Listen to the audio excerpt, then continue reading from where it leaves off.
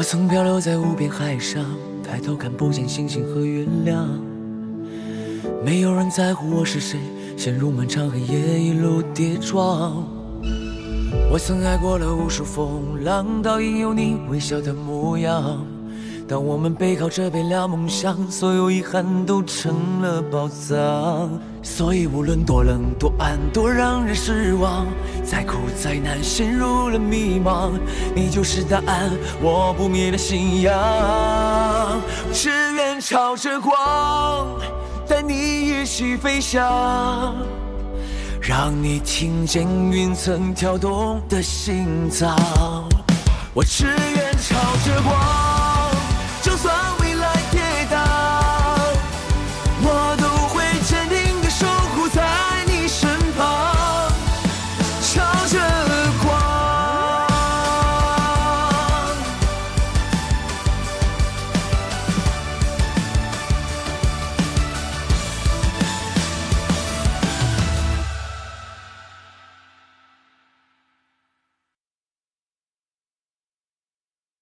另外叫曾奎他们去查一下，一个叫新雷的金融产品，不知道是基金、信托还是股票，让他们去查清楚，了解一下情况。收到。还有叫鸟巢小兰，他们去相关部门问一问，问问他们知不知道这个情况，如果知道的话，他们后续是怎么处理的。行，我马上跟他们说。一定要悄悄进行，不要打草惊蛇，知道吗？明白。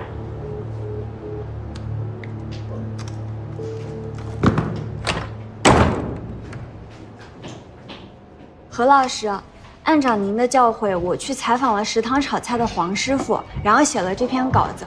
你看看还有什么要改的？怎么没有新闻当事人的现场采访呢？我采访了的，我问炒菜的黄师傅，请问你炒的菜为什么那么难吃？他说滚擦擦嘞，因为有粗话，所以我就没有用。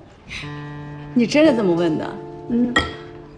你这问题吧，虽然很真诚，但是偏个人倾向，不能这么问人。那我应该怎么问呢？您好，这里是新闻进行时。我被吴诺尔骗了，我要曝光他。您好，您说的吴诺尔是？吴诺尔你都不知道？就是那个刚刚得了最佳男主角的那个吴诺尔，是那个男明星？就是他。请问他骗了你什么？他说他爱我，他要跟我结婚，结果一转眼他就跟那个赵新敏结婚了。你确定是吴诺尔本人跟你恋爱吗？我确定，我100%确定。我要向所有的粉丝举报他的真面目，要让所有粉丝知道他的渣男的真面目。好的，您的电话号码已经记下来了，稍后我们的记者会跟您联系。请你们快点儿！感谢您的来电。这是什么情况？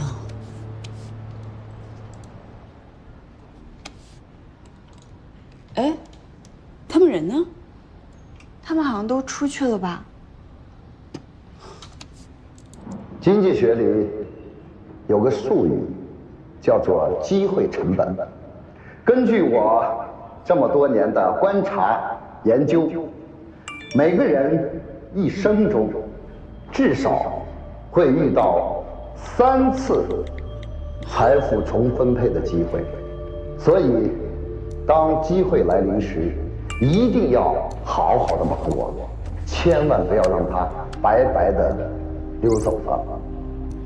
那么想要抓住机会，你必须具备杀手的直觉，也就是说，你对市场的敏锐力和洞察。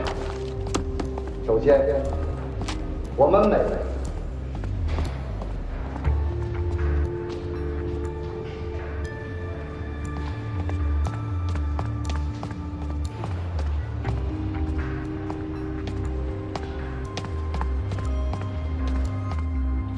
比方，你去电影院，你要买电影票，你要买爆米花，那你很纠结，你在抉择，我是买电影票还是在那说你慌？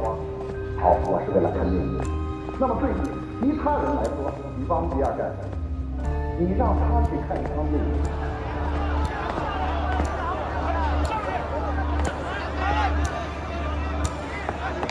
怎么办呀？他们要见杨教授，我快拦不住了。你稍等一下，我再打个电话。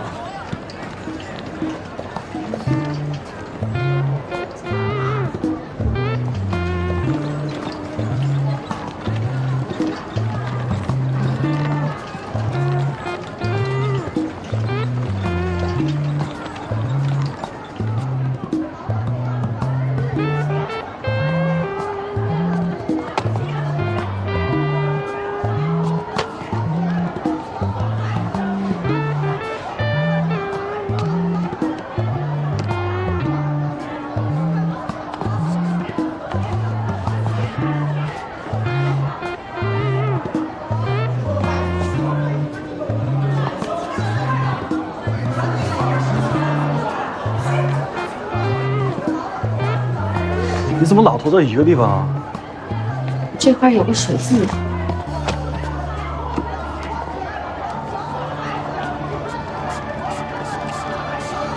我以前怎么没见到过你？我新来的，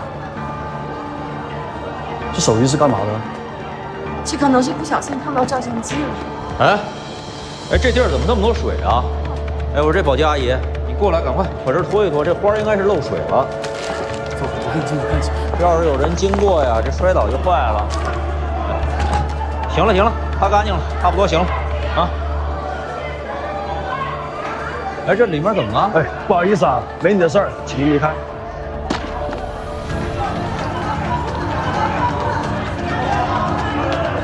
我帮你开，我帮你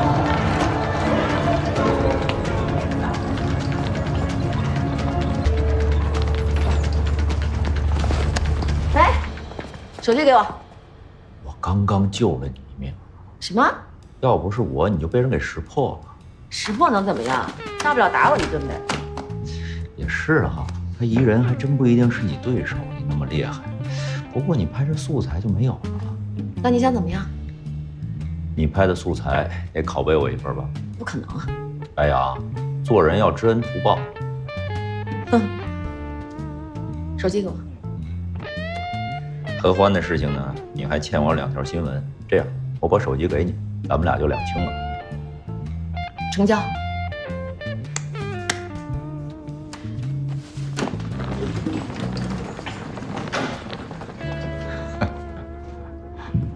采访的目的呢，一方面是探索真实信息，另一方面是对人的心理、人性的本质、人性的优点和缺点进行挖掘。何老师，你说的好高深哦，我又听不懂了。其实一点也不高深，你就是跟着记者出去外采一次，就都懂了。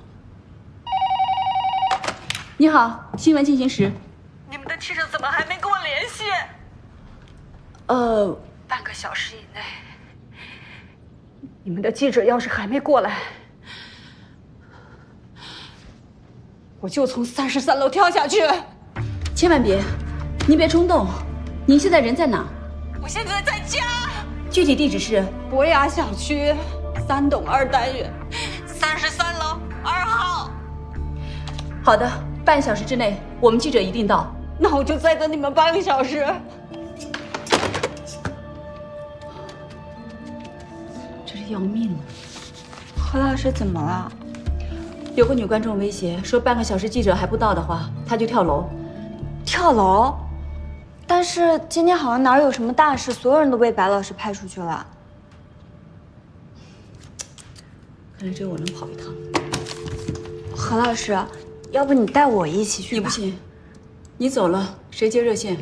可是救人要紧呀，万一出了什么紧急情况，我还能给你搭把手呢。行吧，走吧。好，那我去拿机器。好，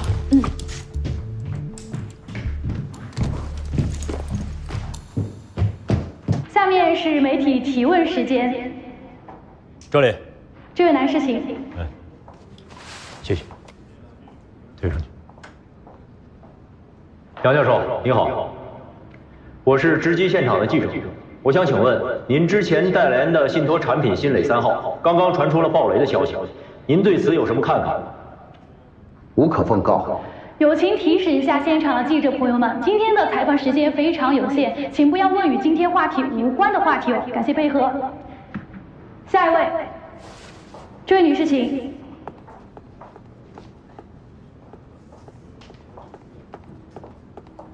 谢谢。蒋教授您好，我是新闻进行时的记者，想问一下，这些年您推荐了非常多的金融产品，那么您推荐的标准是什么呢？我的推荐标准只有一个，那就是选择最好的企业为伴。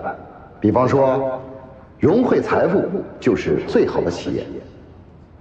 那008呢？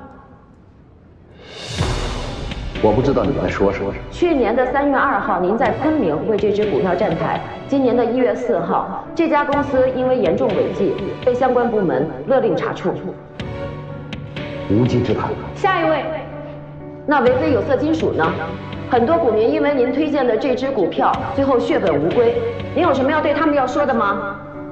这位女士，我没有时间在这里回答你的问题，对不起。最后一个问题，今天的采访到此结束。这么多产品出现问题，您有什么要总结的吗？有什么要总结的吗？那个白老师啊，任老师，我想我们之前的沟通和交流还不够，能否一步步一事，我们再交流交流？不用了，我的采访已经够了。我的采访也已经够了。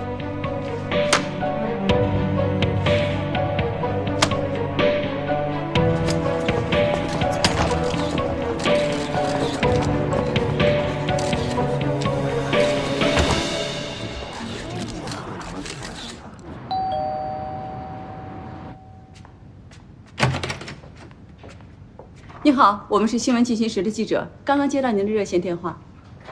是，这是我的记者证。我是他的助理。你们终于来了。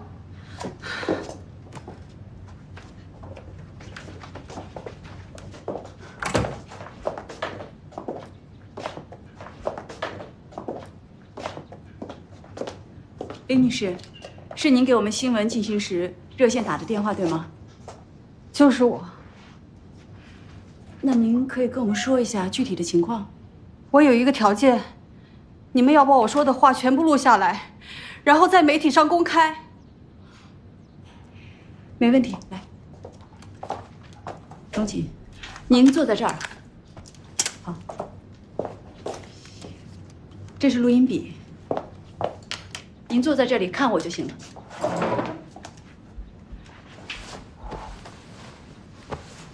我们开始吧。开始。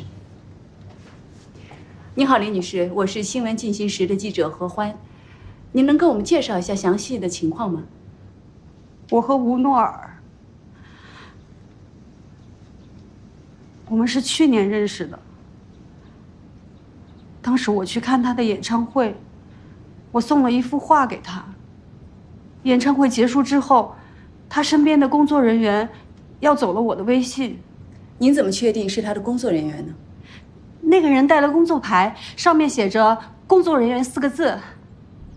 之后呢？然后我就跟吴诺尔微信联系上了。所以您联系上的是吴诺尔本人的微信？嗯，他经常在工作之余找我聊天。我们聊了大概1个多月，就确立了恋爱关系。是他主动表白的，他说他就想找一个单纯又有内涵的圈外女友，我恰好符合这个标准。怎么可能？那你们确定恋爱关系之后，您见过他本人吗？他太忙了，有好几次他都说要来看我，但是要么航班被取消，要么剧组不放他走。还有一次他已经出门了，但是他妈妈突然生病了，所以他就只好回去陪他妈妈。您的家人和朋友知道您和他的这个恋爱关系吗？他们有没有给你什么建议和意见？我没有家人，也没有朋友，我只有他，可是他却骗了我。今天早上我才知道，原来他在跟我交往的同时，还跟那个赵新敏勾搭。啊，不会吧？我说的都是事实。你看，昨天他才跟我说，我们买的那个房要交房了，要补一些税，但是今天他就宣布跟那个赵新敏的婚讯。对不起，李女士，您还跟这个吴诺儿一起买房呢。他说他要跟我结婚，要在北京买婚房，但是他的钱都拿去投资了，没有什么现金，首付还差50万，我就把我所有的储蓄都给他了。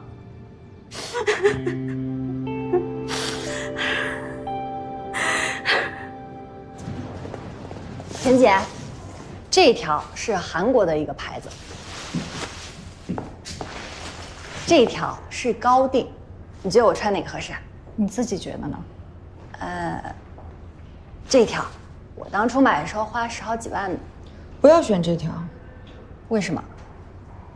这条虽然很好看，但整个气质和晚会不符。可这一看就是大牌。它太艳了。晚会的主持人最重要的是端庄和大气。是，观众才不会管你大不大牌，人家只管好看。而且越贵的东西，反而会让观众觉得有距离感。这你要听圆圆的啊，她主持了4届颁奖晚会，有经验。那你觉得我穿哪条好？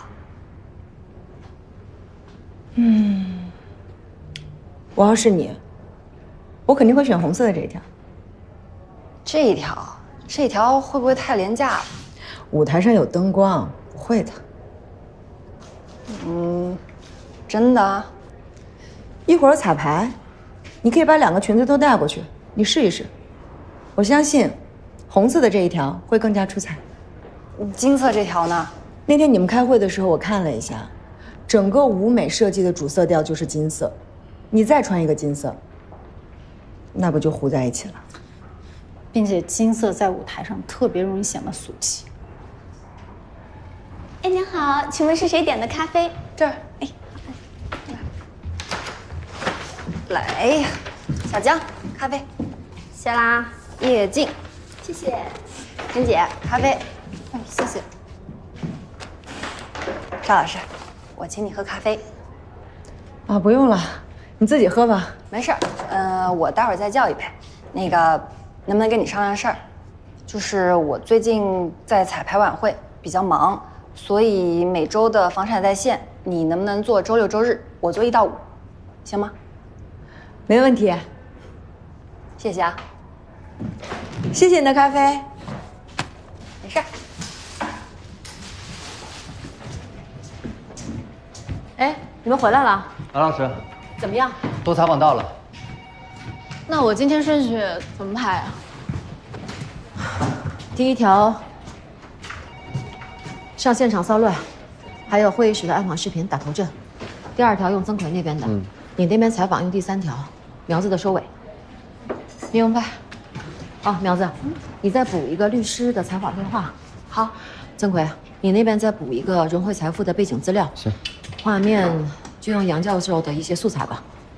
这套组合拳下来，直击现场今天只有躺平啊！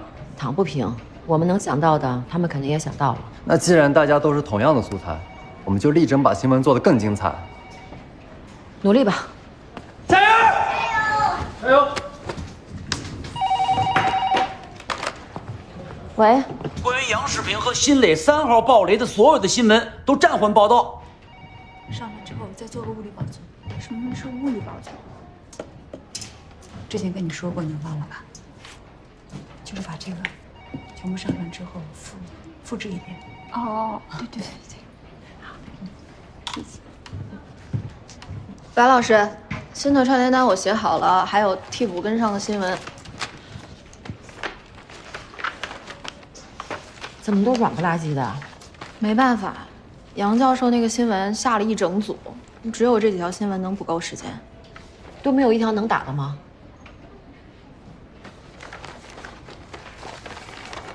这条是不是还行吗？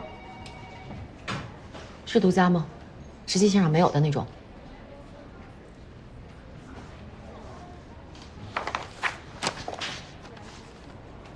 刘思秋。哎，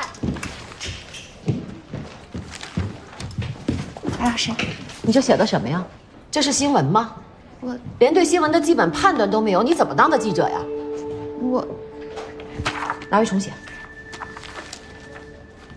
高宇初，哎，你今天出门之前，我跟你说了，让你发2条新闻的，为什么现在只有1条啊？是这样，白老师，等我到现场之后，我发现这事情和我们想象中有点出入，于是我就不追也不挖了，给自己放假了。谁批准你只交1条的？啊？你是不想干了吗？不想干，交辞职报告。拿去，下班之前给我补齐2条新闻。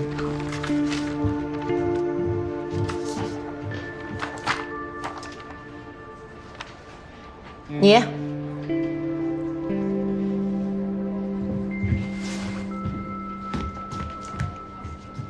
连续3天，不是首发就是签售，你不觉得丢人吗？做这种提报，不是出版口就这些东西，我也不能漏报啊。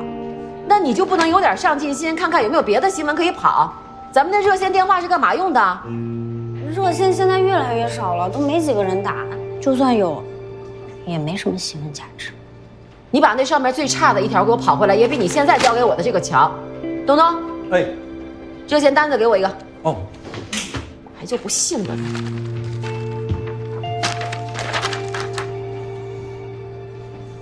这为什么到10点之后就没有记录了？谁值班啊？上午是何老师和春燕，可能那会儿没人打热线吧。他们俩上午不在办公室，去哪儿了？我不知道，我回来20多分钟了吧，我才看到他们回来。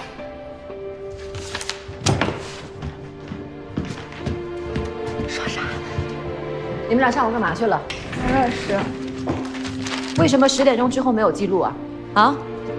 上班的时候脱岗这么长时间，干嘛去了？吃饭、逛街、谈恋爱？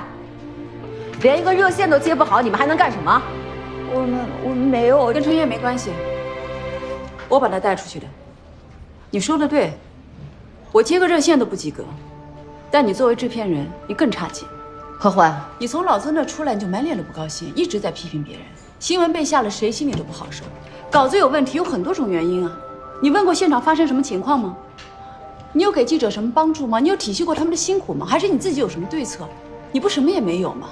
你就不停地在那发火，把大家当出气筒。你觉得这是一个团队该有的氛围吗？我是就事论事，不是每个人都是你白杨，大家都是普通人，普通人都会出错，都会疏忽，甚至都会偷懒，但起码他们也要得到尊重和认可。如果你连这点都不懂的话，人家怎么替你卖命啊？你要觉得我接热线不合格呢，你可以随时把我开了。但今天这件事情跟春燕没关系，所有的责任我来承担。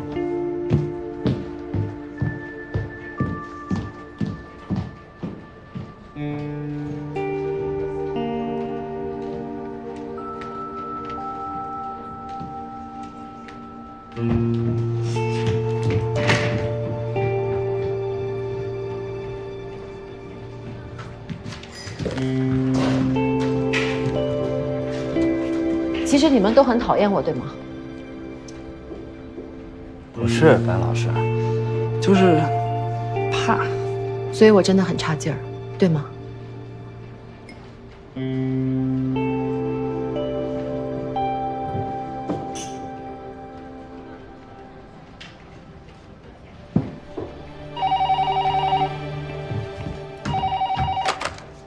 喂，白老师，请你下来审片。好。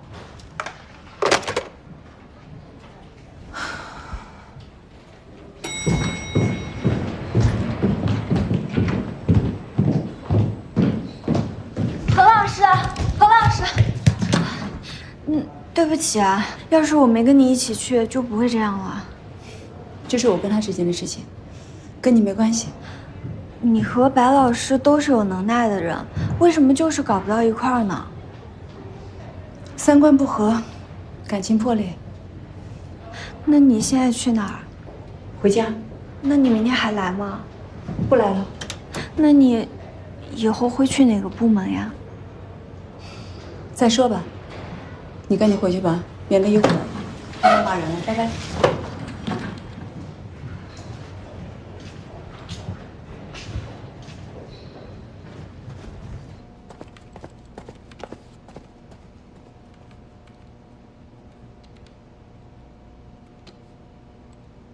为什么一直都没有外景镜头啊？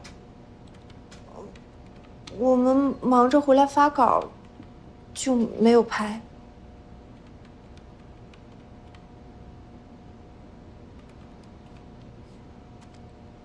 去素材库里面找。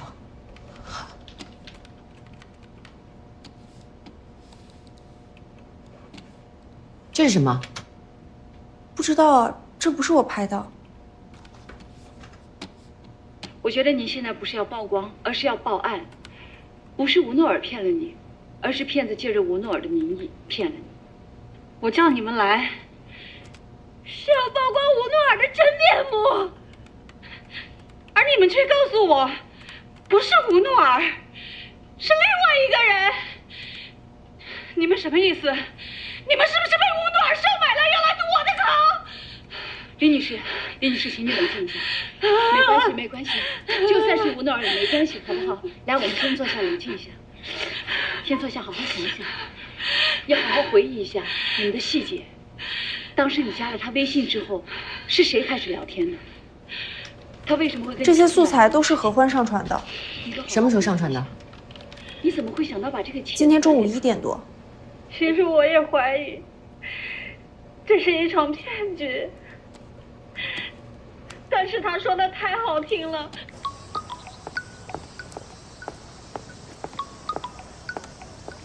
喂，你是拍了一条明星吴诺尔的新闻吗？对啊。马上把它剪出来，做今天晚上的头条。树男奉命。何欢，这是一条好新闻。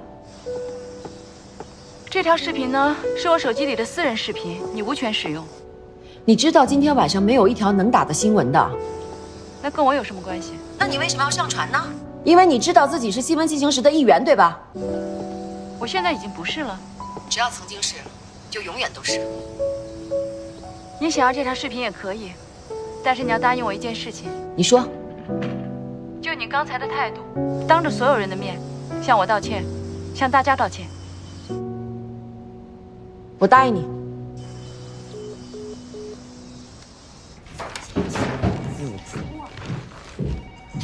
何老师，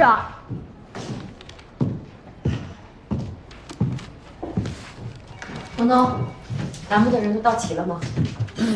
齐了。来，大家听我说一下啊。刚才因为我个人情绪不好，导致对大家的态度也都很差，在此我跟大家说对不起，也郑重的向何欢道歉，向被我粗暴对待的记者道歉。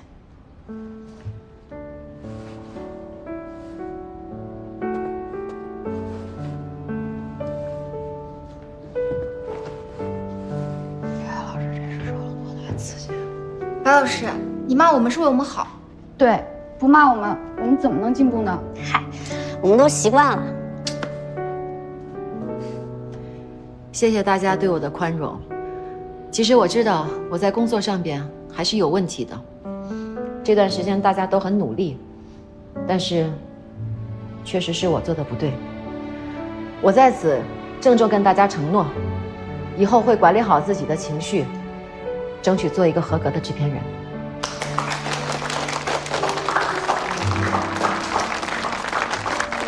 可以吗？半小时给你交稿。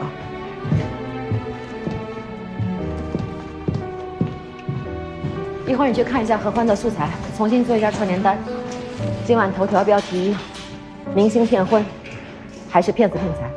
好，白老师，我这个整理好了。哦，好。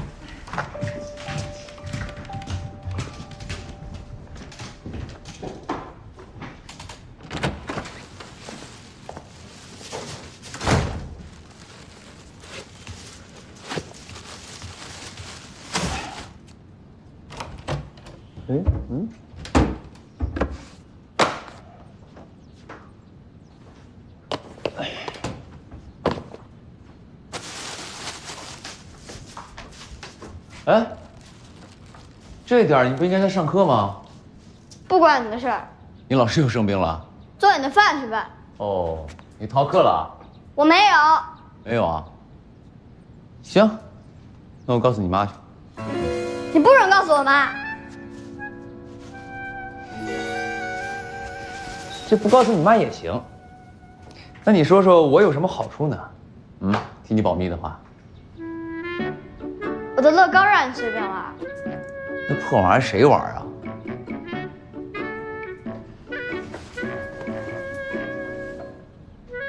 那我让你听最炫民族风。还有呢？我再也不嘲笑你的品味了。行。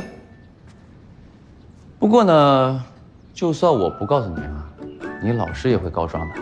我跟老师说我生病了。生什么病了？手疼。手疼？你怎么不说鞋疼呢？啊！我告诉你，你应该跟你老师说你肚子疼，收放自如。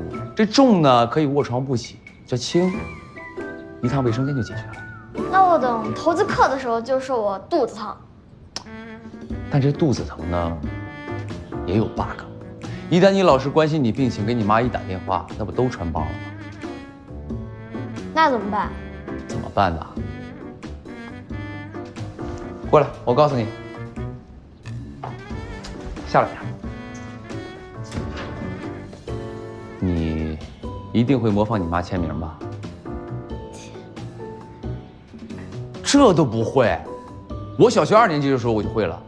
我会。那你呢？下次请假的时候，就以你妈的口吻打印一份请假条。这借口呢，用头疼、心口疼或者是肚子疼，随便你挑。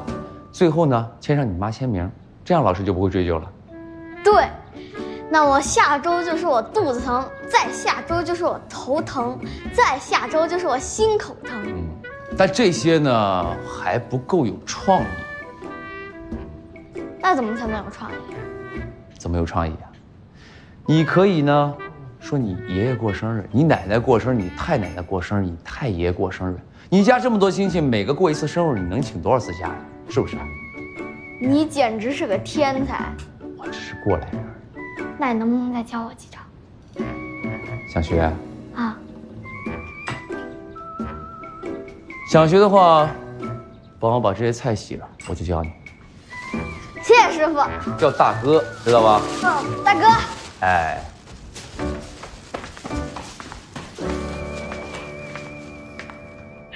其实我也有怀疑过，这是一场骗局。但是他说的话太好听了，我就打消了我所有的怀疑。我太傻了，我。李女士，你只不过是被骗子骗了，没有做错什么。但是你要是伤害你自己的话，那就大错特错了。那我现在该怎么办？如果我是你的话，我一定会教他改，不会让他用同样的方式再去骗其他的人，这样也算是保护了你的偶像。当然也一定要报警，让他受到法律的制裁。喂，妈，你赶紧打开电视，调到新闻进行时那个频道，里面一会儿有我。你会笑话我？哎，你记好了，那个新闻标题叫“是明星骗婚还是骗子骗财”。受害者自己也说，他曾经怀疑过这一切的真实性，但是因为真相很残忍，而骗子虚构的世界让人愉悦，最终他选择了相信骗子，骗局也因此得逞。所以说，很多时候欺骗我们的不是骗子，而是我们自己。只有勇敢地面对最真实的自己，才能真正对自己的人生负责。也只有面对最真实的生活，才能真正收获。灿烂的夕阳，沉默的守候，不曾遗忘，勇敢去做自己的光。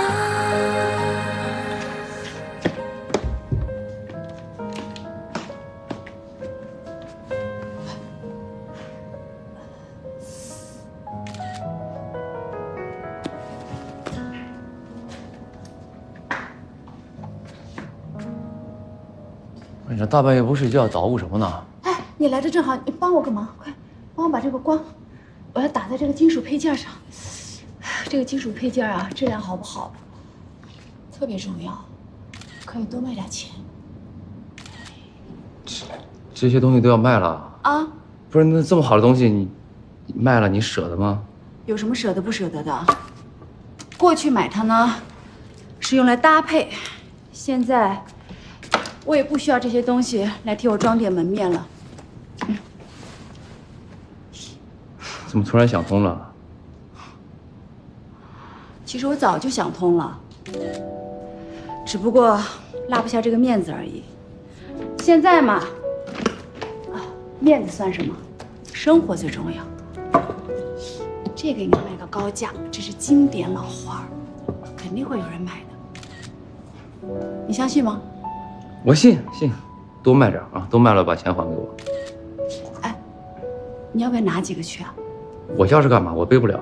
我不是给你，我让你帮我卖。你还是自己卖吧，我帮你打灯就行了。快拍吧，快拍吧。别动啊！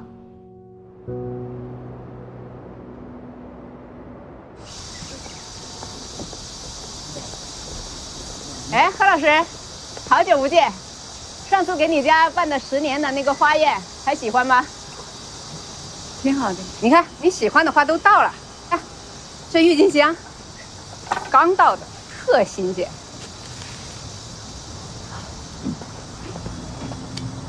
你看多新鲜！多少钱啊？现在这个便宜了，一桶才300块钱，要不全给你包起来？不用了，不买花了。哎，怎么啦，何老师？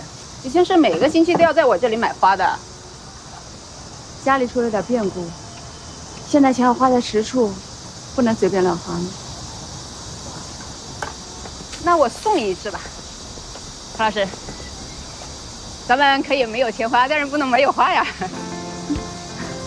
谢谢。没事。慢走啊，何老师。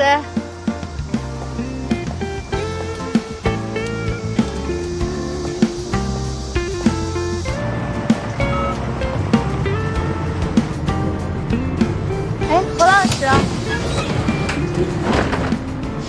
喂，妈。哎，昨天那个骗子假扮明星的新闻你看了吗？怎么样？那是，那个新闻，所有摇摇晃晃的画面都是我拍的。哎妈，你看到片尾那个本台记者为您报道没？那个本台记者就是你女儿。哎妈，你知道吗？虽然现在我是临时客串，但是说不定以后我也是领衔主演。我也相信。哎妈，我快到站了，我不跟你说了啊。拜拜。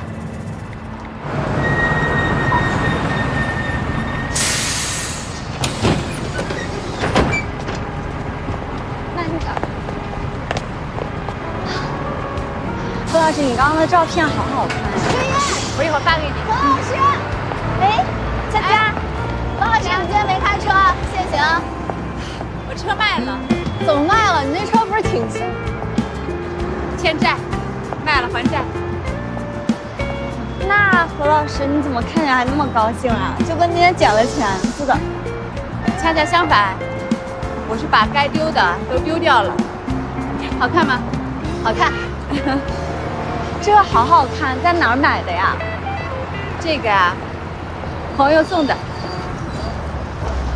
今晚这个事情确实有点难，但是我尽量想办法解决。我这就去办。喝美式就好了，没问题。好，何老师。黄书记您好。黄书记好。昨天的表现非常不错啊。您看昨天新闻了？你们的新闻我每天都看。那提点宝贵意见啊。提意见不敢了，我只是觉得呀，现在的你比以前更有精气神了。说实话，我真的是一直在突破自己以前的状态。非常好，不过你还是有点出乎我的意料啊！你居然愿意回到新闻中心，从信息调度员开始。那还是受了您的启发。啊，从零开始，重新学习，重新出发。好，加油！黄书记慢走啊。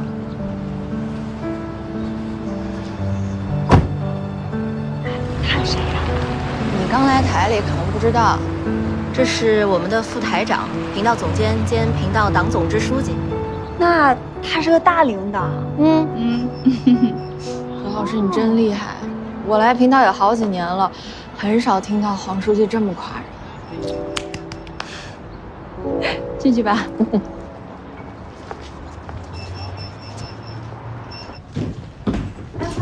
花要给你插起来吗？不用了，谢谢。哎，何老师，你今天穿的这么休闲，这花还挺特别的，跟你今天还挺搭。谢谢。何老师，我还头回见你背布包来上班。布包也挺好看的呀，之前那个库奇老花，我见你背特别好看，我也很喜欢，就是现在买不到了。你喜欢啊？那个包我刚好挂闲鱼了。哦，昨天晚上挂上去，现在应该没有人拍。你要喜欢的话，我给你打9折。啊，你把那包挂闲鱼了？我所有的贵包都挂闲鱼了。哎，何老师，这是今天汇总出来的新闻，你看看哪条需要我们发？也在呢。那个可是限量版，我特别喜欢。你们要喜欢的话，都可以去看看。我闲鱼叫做寻欢不作乐，里面不光有包包，还有什么墨镜呀、衣服呀、鞋子呀，大部分都是9成新的，价格呢都是原价再打5折。如果你们要的话，再给你们打9折。我们昨天的新闻上微博热搜了。哪条啊？就是那个骗子假扮明星吴诺尔骗钱那个。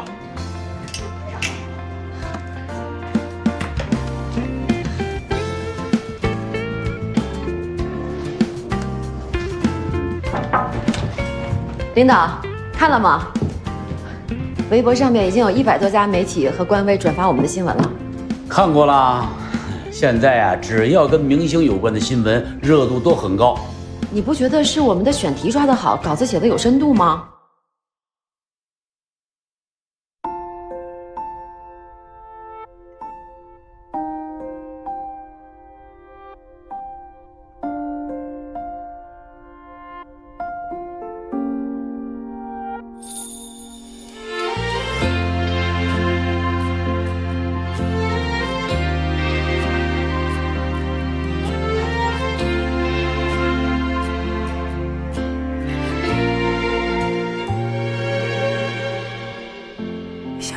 推开疲惫的无语，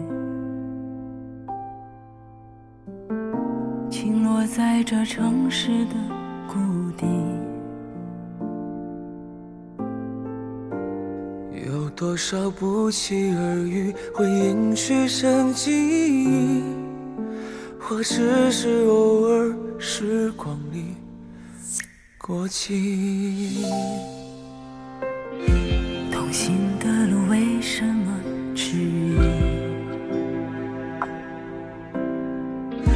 眼前的你像晴空，也像大雨。故事走走停停，结局还若现若隐，在误会中背离，又在梦里憧憬。如果爱也能有回应，把昨天的思绪褪去，是否就能让你也感同身受体谅的共鸣？漂流过人海的